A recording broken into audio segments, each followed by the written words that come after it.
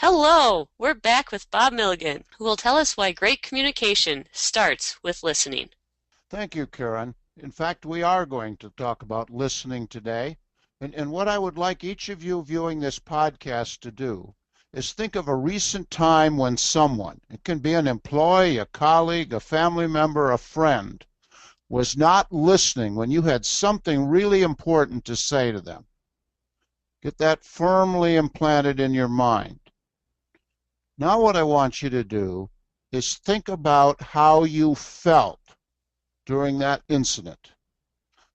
I'm guessing the feeling that's coming to your mind is probably frustration, maybe even anger. Okay, so why is that? Well, unfortunately, listening, even though it's very important, most of us really are not very good listeners. The solution is what's referred to as active listening. What does it take to be an active listener? Well, in active listening, we have to be listening for both the content and the emotional aspects. I like to say we need to be listening with all of our senses. We're studying their body language. We're looking at what the tone in their voice says. And so we're really trying to understand not only what they're trying to say to us, but what it is that they're feeling.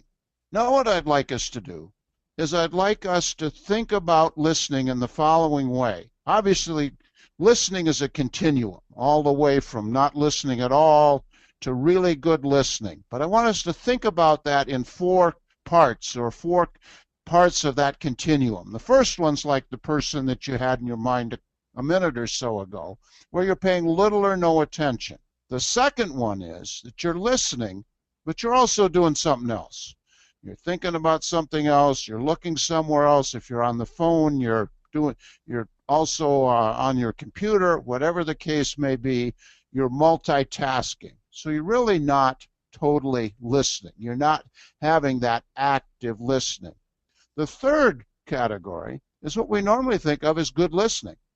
You're listening, but normally when we're listening, we're also thinking about how we're going to respond. Well, the reality is that, again, we're multitasking. We're actually not focused entirely on what it is that that person is saying. There are certain times, perhaps fairly rare, but there are certain times when we really should have 100% of our focus on listening. The problem with that is that then we aren't prepared to respond because we haven't been thinking about how to respond while the person is speaking. Now, in my experience, in that situation where it is needed, if you simply say to the person, I was really listening to you, give me a few seconds to think about and digest it, and then I'll respond. Most people are really actually pretty impressed with that. So what I want you to think about for a second is what percentage of the time do you use that fourth level of listening with nothing else in your mind? With that in your mind, I'd like you to set a goal. What is your goal for future listening, especially in terms of this really focused listening? I don't think it's going to be that high a percentage of your time, but probably higher than what you have today. So what skills are needed to become a better listener? You know, Karen, that's a really good question. And I have a couple of ideas.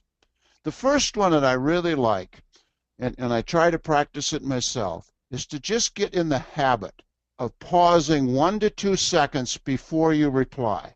There are actually 3 advantages to that.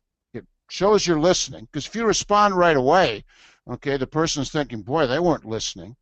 It also avoids the risk of interrupting. How many times have you started to speak and the other person continued their speaking at the same time?